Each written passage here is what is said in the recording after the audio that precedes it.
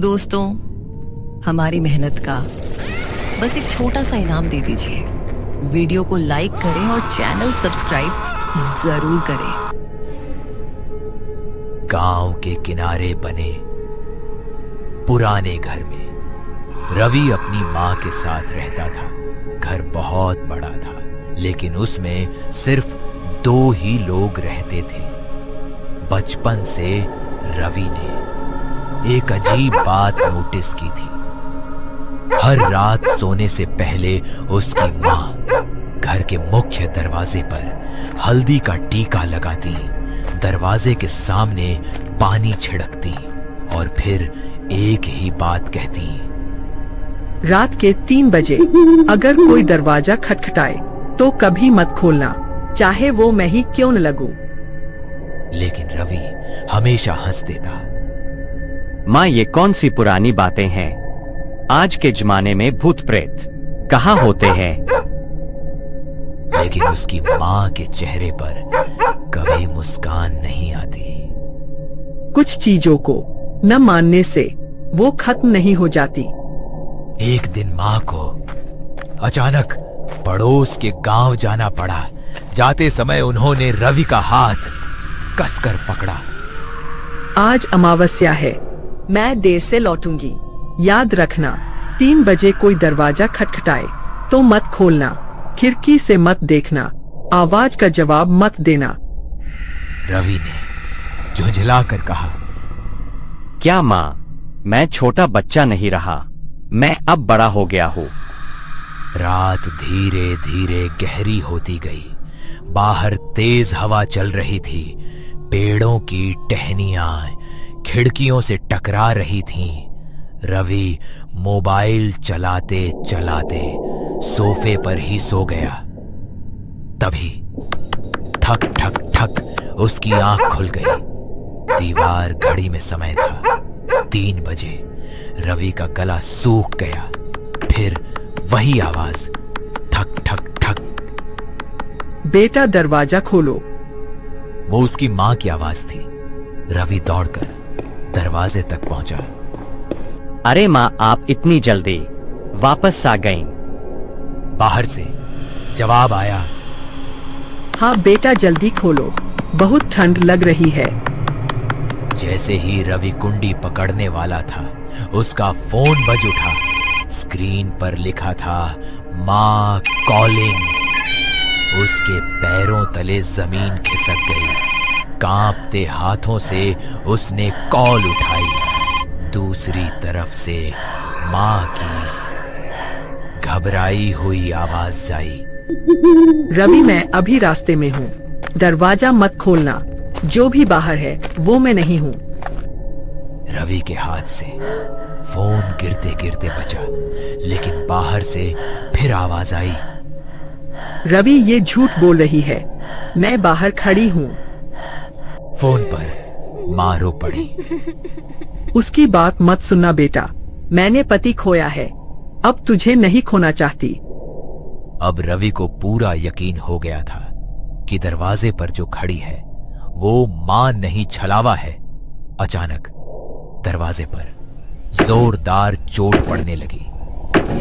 मैं कहती हूँ, दरवाजा खोलो। अब आवाज मां जैसी नहीं थी, वो कई लोगों की आवाजें एक साथ लग रही थीं। कभी बूढ़ी औरत, कभी छोटे बच्चे, कभी किसी आदमी की भारी आवाज। और फिर, बेटा, माँ को अंदर आने दो। रवि डर से कांप रहा था।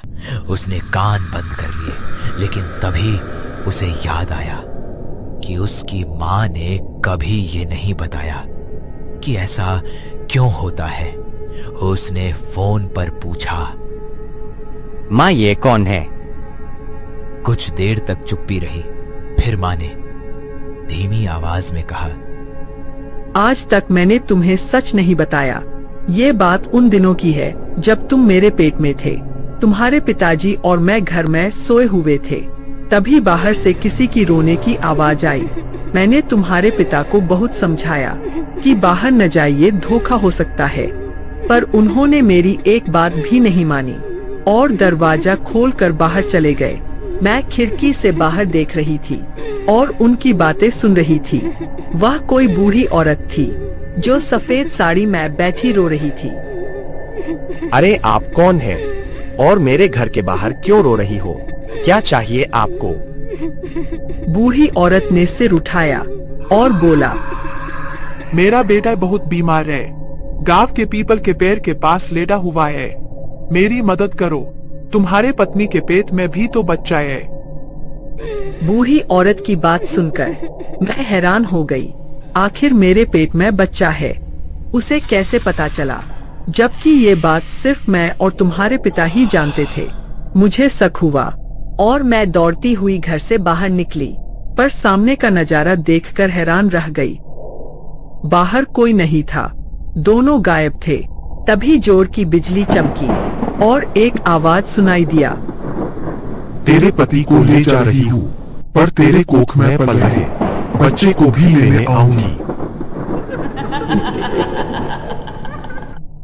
उसकी आवाज और हंसी बहुत भयानक था। मैं काफी डर गई थी और भागते हुए अपने घर में आ गई।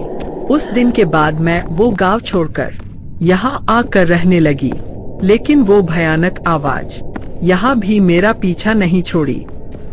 अचानक घर की सारी लाइटें बुझ गईं, फोन कट गया, पूरा घर अंधेरे में डूब गया। फिर ऊपर वाले कमरे से कदमों की आवाज आई, ठक ठक ठक। रवि का दिल बैठ गया। दरवाजे के बाहर जो था वो अब घर के अंदर था।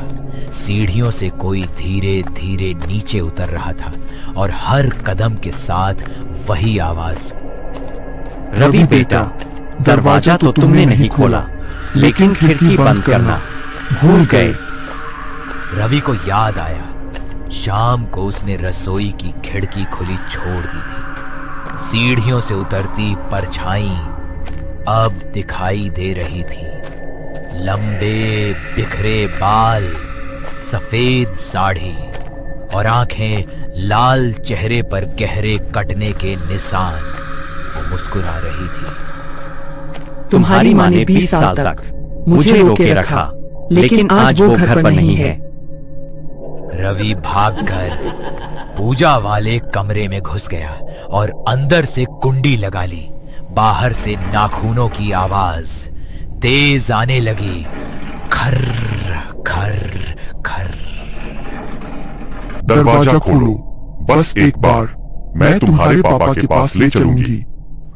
रवि पूरी रात भगवान का नाम लेता रहा। सुबह की पहली किरण पड़ते ही सब शांत हो गया।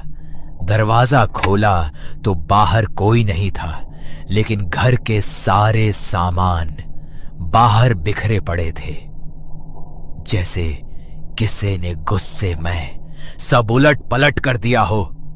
उसी समय मां घर पहुंची। उन्होंने दीवार पर लिखा संदेश देखा और उनकी आंखों से आंसू बहने लगे। अब तुम समझ गए ना, मैं क्यों मना करती थी?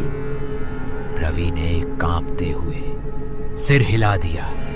उस दिन के बाद उसने कभी भी रात 3 बजे की दस्तक का जवाब नहीं दिया। लेकिन एक अमावस्या की रात अचानक मां की नींद खुली। वह उठकर बैठ गई और सोच में पड़ गई। आज दरवाजे पर कोई आवाज नहीं आया।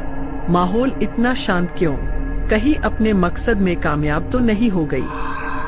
मां को किसी अनहोनी का शंका हुआ। वह उठकर रवि के कमरे में गई और अंदर का नजारा देखकर घबरा गई। रवि का बिस्तर खाली था और रवि गायब।